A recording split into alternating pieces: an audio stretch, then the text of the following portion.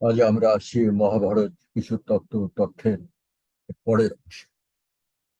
আমরা সোজা চলে এসেছি বনপর্বের 12তম অধ্যায়, দ্বাদশ অধ্যায়। এর আগে আমরা দেখেছি যে ঋষি সৌনক রাজা যুধিষ্ঠিরকে কিছু উপদেশ দিলেন এবং তারপরে পুরোহিত ধর্মের পরামর্শে যুধিষ্ঠির সূর্যদেবের তপস্যা করে একটি তাম্র পাত্র উপহার পেলেন, যেটা অক্ষয় পাত্র।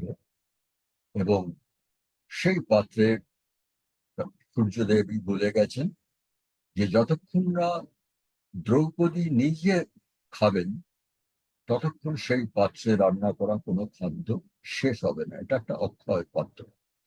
তাতে যুধিষ্ঠির খুব আশ্বস্ত হলেন। এরপরে আমরা আজকে যেখানে এসেছি সেটা হচ্ছে,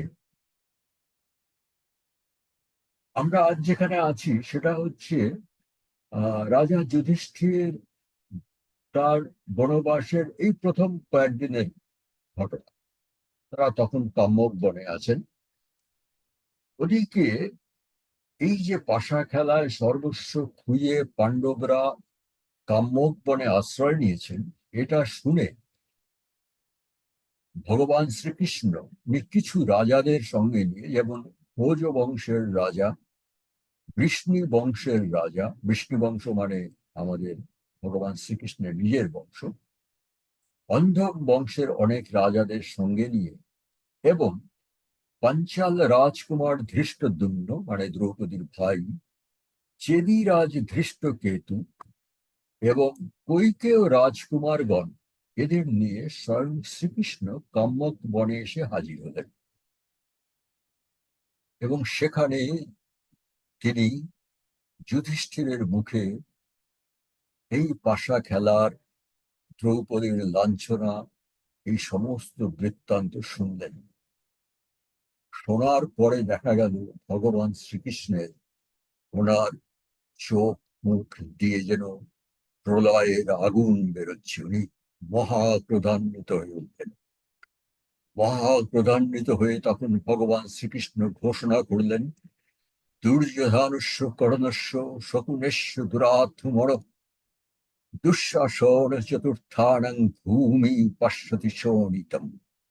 উনি বলছেন, আমার মনে হচ্ছে এই পৃথিবীর মাটি এখন দুর্যোধন, কর্ণ, শকুনি আর দুঃশাসন, এই চার দুরাত্মার রক্ত পান করতে চাইছে। তন্নিহত্য সমরে ये च तस्य पदानुगाः নিকৃত্যুপচারণবদ্ধ এস ধর্ম সনাতন। ভগবান শ্রীকৃষ্ণ বলছেন, এই এদের এতাম নিহত সমরে, এদের যুদ্ধে নিহত করে, বধ করে, ইয়ে চতস্য পদানুগা এবং এদের সঙ্গপাঙ্গ যারা থাকবে অনুরাধ, সবাইকে যুদ্ধে আমি বধ করব। নিকৃত্য উপচারণবদ্ধ, যারা নিকৃষ্ট, যারা অধর্মী, তারা বদ্ধ মানে তাদের বধ করে শেষ করা উচিত। এস ধর্ম সনাতন। সনাতন ধর্ম এই বলে, এই হচ্ছে সনাতন ধর্ম। আপনাদের হয়তো এই মুহূর্তে মনে পড়বে গীতার সেই বিখ্যাত শ্লোক, বিনাশয় চ দুষ্কৃতাম সম্ভবামি যুগে যুগে। এবং মহাভারতের তৃতীয় পর্ব বন পর্বে এসে এই প্রথম রক্ত ঝরানোর কথা উঠল এবং এর সংকল্প হলো যে এদের সবাইকে আমি তার নিহত সমরে, এদের সবাইকে আমি যুদ্ধে বধ করব। তার আগেও বলেছেন যে ভূমি পাশ্বতি শনিতম, পৃথিবীর মাটি এদের রক্ত পান করতে চাইছে। এই প্রথম যুদ্ধের সংকল্প হলো, পাপীদের বধ করার সংকল্প হলো। এবং এই সংকল্পটা কে করলেন? ভগবান শ্রীকৃষ্ণ নিজে। এখান থেকে সমস্ত ঘটনার আবার মোড় ঘুরতে শুরু করবে। এবং ব্যাসদেবের মহাভারতে উনি বলেছেন, এই কথা বলতে বলতে ভগবান শ্রীকৃষ্ণ এত ক্রোধান্বিত হয়ে উঠেছিলেন যে সবার মনে হচ্ছিল এক্ষুনি বোধহয় কোনো মহাপ্রলয় ঘটতে যাচ্ছে, এবং সেই মহাপ্রলয় থেকে রক্ষা পাওয়ার জন্য অর্জুন সঙ্গে সঙ্গে তার স্তুতি বন্দনা শুরু করলেন। এখানে কয়েকটা অর্জুনের দ্বারা শ্রীকৃষ্ণের স্তুতি বন্দনা শ্লোক আমি পড়তে চাই। এই জন্যে এর মধ্যে কোনো নতুন তত্ত্ব বা তথ্য নেই, শুধু স্তুতি বন্দনা। কিন্তু আবার আমার মনে হলো আমাদের এই পূর্ব ভারতে ভাগীরথী পূর্ব দিক থেকে শুরু করে ত্রিপুরা পর্যন্ত বহু ঘরে ঘরে শ্রীকৃষ্ণের পুজো করে লোকেরা। শ্রীকৃষ্ণ তাদের ইষ্ট দেবতা, এক একজন এক এক রূপে করে। কেউ হরি রূপে পুজো করেন, কেউ তাকে বালগোপাল রূপে পুজো করেন, কেউ তাকে শ্রীকৃষ্ণ রূপে পূজা করেন, কেউ তাকে শ্রী বিষ্ণু রূপে পূজা করেন। শ্রী বিষ্ণু রূপে পূজাটা অবশ্য দক্ষিণ ভারতে বেশি, এদিকে অতটা প্রচার পায়নি। যাই হোক, যেহেতু শ্রীকৃষ্ণের বহু আছে, তাই আমার মনে হলো এখানে জাস্ট কয়েকটা শ্লোক পড়লে হয়তো আপনাদের ভালো লাগবে। এটা অর্জুনের মুখে শ্রীকৃষ্ণের স্তুতি বন্দনা। অর্জুন কি বলছেন? 10 বর্ষ সহস্রাণি যত্র সায়ং গৃহমূণি বেচরস্ত্যং পুরা কৃষ্ণ পর্বতে গন্ধমাদনে। অর্জুন বললেন, হে কৃষ্ণ, পুরাকালে আপনি 10,000 বৎসর গন্ধমাদন পর্বতে যত্র সায়ং গৃহ তপস্যায় বিচরণ করেছিলেন। যত্র সায়ং গৃহ তপস্যা মানে হচ্ছে গিয়ে বনে গিয়ে বিচরণ করে করে তপস্যা করতে হবে, এবং যেখানেই সন্ধ্যা হবে সেখানেই সেই রাত্রি বাস করতে হবে। বনে কোনো নিজের ঘর তৈরি করা যাবে না। এইভাবে শ্রীকৃষ্ণ কোনো এক পুরাকালে 10,000 বৎসর গন্ধমাদন পর্বতে তপস্যা করেছিলেন। আরো কি করেছিলেন?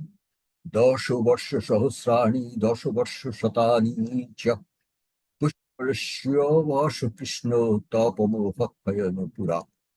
পূর্বের কোন যুগে এই পৃথিবীতে অবতার রূপে এসে আপনি এই পুষ্কর হ্রদের তীর্থে 11,000 বৎসর শুধু জল পান করে তপস্যা করেছিলেন। বাহু বিশালায়াং মদর্যাং মধুসূদন অতিষ্ঠ একপাদেন বায়ু ভক্ষ শতং সম।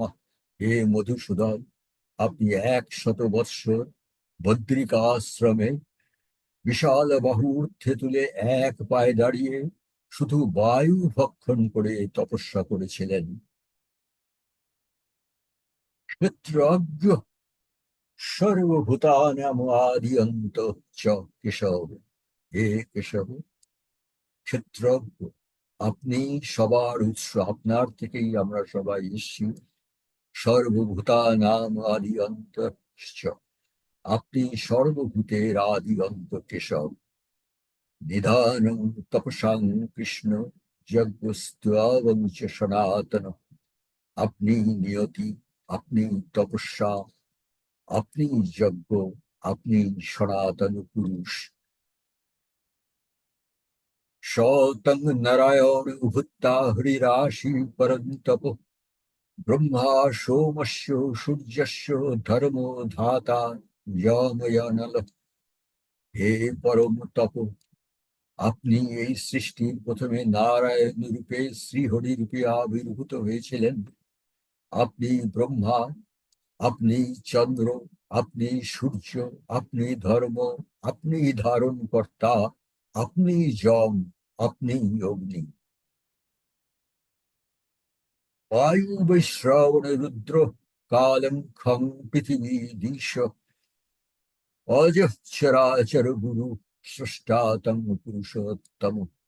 আপনি বায়ু, আপনি ঐশ্বর্যের দেবতা কুবের, আপনি রুদ্র শিব, আপনি মহাকাল, আপনি আকাশ, আপনি পৃথিবী, আপনি 10 দিক, আপনি চরাচরের গুরু, আপনি স্রষ্টা, আপনি পুরুষোত্তম।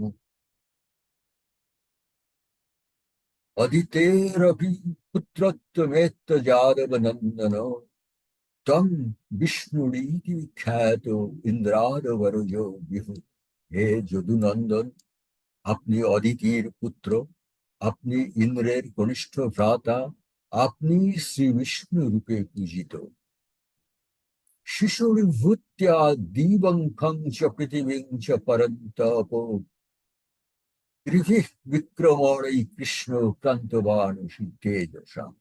হে পরম তপ কৃষ্ণ, আপনি এক জন্মে বামন অবতার রূপে এসে আপন তেজে 3 পদক্ষেপে ভূলোক দুলোক স্বর্গলোক অতিক্রম করেছিলেন। প্রাদুর্ভাব সহস্রেষু তেষু তেষু তয়া বিভক্ত। আপনি সহস্রবার এই মর্তে অবতার রূপে এসেছিলেন। অধর্ম রুচ কৃষ্ণ নিহতা শত সুরা, এবং বহু শত অধর্মচারী অসুরকে আপনি হত্যা করেছিলেন। তথা পর্জন্য ঘোষণ রথনাদিত্য বর্চসা অবাক্ষুরি মহিষিং ভজ্যাং রণে নির্জিত রূপনীয়ম। মেঘ গর্জনের মতো শব্দে সূর্যের মতো উজ্জ্বল রথে আরূঢ় হয়ে আপনি ভোজ রাজাকে যুদ্ধ পরাস্ত করে তার কন্যা রুক্মিণীকে বিবাহ করে প্রধানা মহিষী করেছিলেন। তাং চ ভগবতীং পুণ্যম ঋষিকান্তং জনার্দন দ্বারকাম আত্মসাৎকৃত্যা সমুদ্রং গময়িষ্যতি।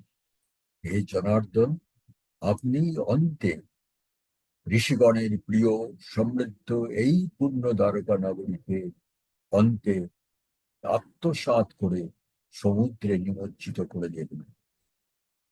মানে খেয়াল করবেন, ব্যাসদেব কিন্তু বলছেন নিমজ্জিত করবেন, অর্থাৎ শ্রীকৃষ্ণ যতদিন এই পৃথিবীতে ছিলেন, এই দ্বারকা এই দ্বাপর যুগে, তারপরে কোনো ভৌগোলিক বিপর্যয়ে দ্বারকা নগরী সমুদ্রে নিচে চলে গিয়েছিল। অর্জুন বলছেন, ন ক্রোধ ন চ মাৎসর্যম না নৃতং মধুসূদন তাই তিষ্ঠতি দাসার্য ন নৃশংসং কুত নৃ।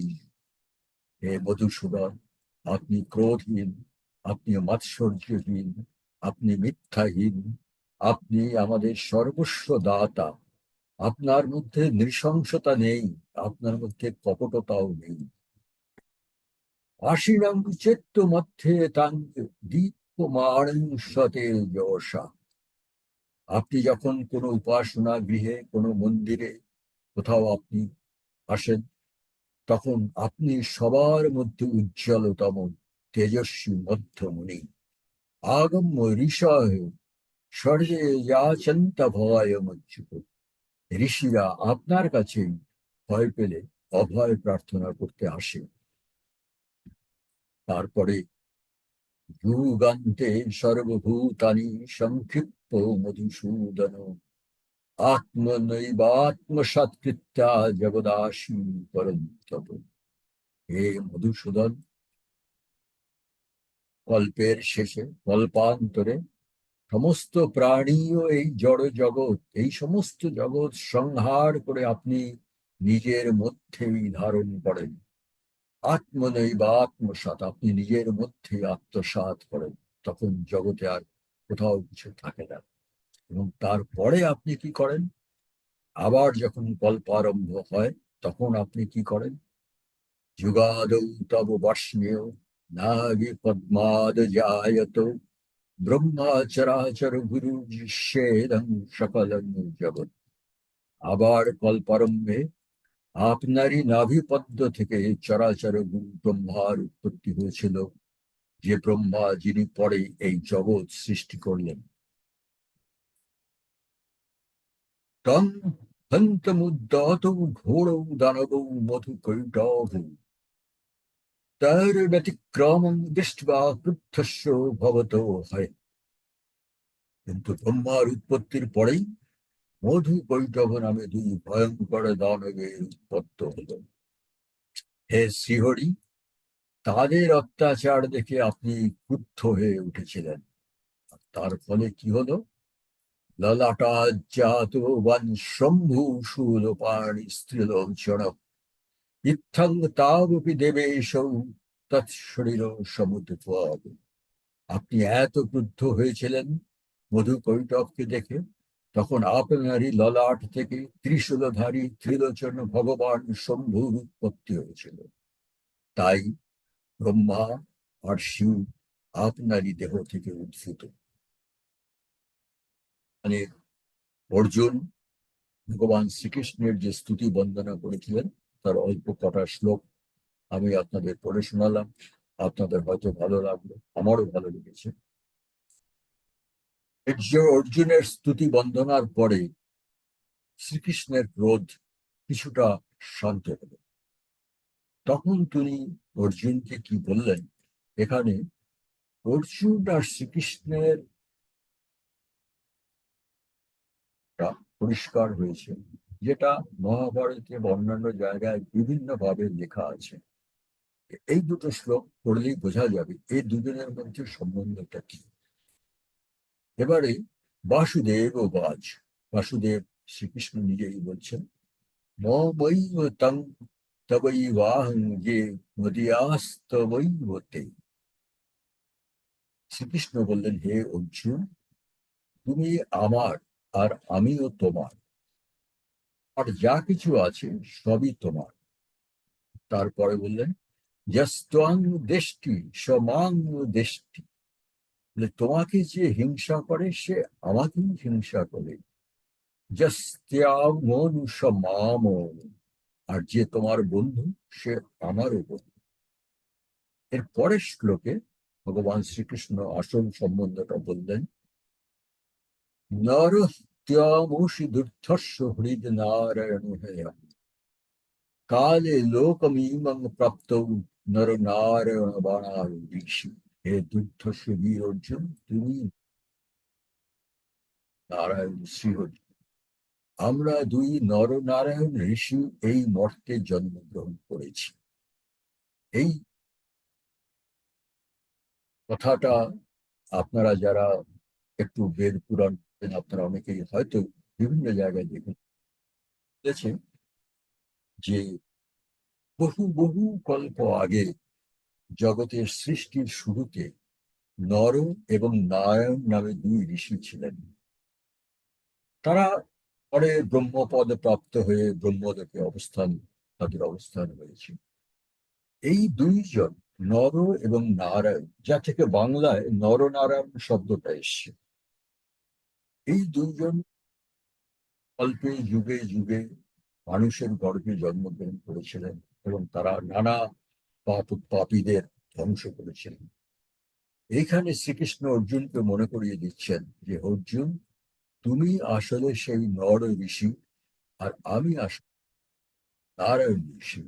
আমরা এই দাপর যুগে জন্মগ্রহণ করেছি কিছু কর্তব্য কর্মের কারণে। সেটা আমাদের করেই, এই জীবনে আমাদের সেই কর্ম করেই যেতে হবে। এরপরে আমরা পরের দিন দেখব, এরপরে ভগবান শ্রীকৃষ্ণ যখন একটু ঠান্ডা হলেন, তখন দ্রৌপদীও নানাভাবে ভগবান শ্রীকৃষ্ণের স্তুতি বন্দনা করলেন। সেগুলো আর বিশদের মধ্যে আমি যাচ্ছি না। এবং ওই স্তুতি বন্দনার মধ্যে মধ্যে দ্রৌপদী চোখের জল ফেলতে ফেলতে তার নিজের মনে যে দুঃখ, অপমান, লাঞ্ছনা এবং ক্রোধ দ্রৌপদীর মনের মধ্যে রয়েছে, সেটা তিনি তার সখা শ্রীকৃষ্ণকে বিভিন্নভাবে প্রকাশ করলেন। সে অংশটা আমরা পরের দিন দেখব।